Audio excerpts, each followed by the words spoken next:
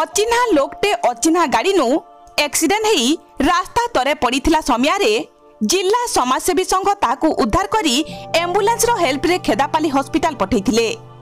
संघर चित्तरंजन साहू और प्रेसिडेंट बलिष्ठ दुर्गा शेषतक रही लोकर चिकित्सा कराले। दुर्घटनार शिकार हेतिबार ई लोकर डिटेल जना नै पड़ी पारबार। तांकर ना काना से केनरान केंता एक्सीडेंट हेले किछि जना नै पड़ी पारबार।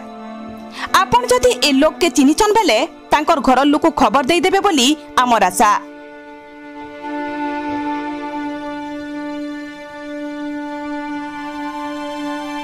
नमस्कार, मैं बलिष्ठ दुर्गा जिला समाजसेवी संघ सभापति। आज एक अजाणा गाड़ी धक्का जड़े व्यक्ति विजयपुर रास्ता कड़े पड़ता बेले जिला समाजसेवी संघर सक्रिय सदस्य प्रभात भाई एवं चित्तरंजन साहू दादा दुर्घटना स्थल को पहुंची बरगढ़ खेदापाली हॉस्पिटल रे चिकित्सा कर।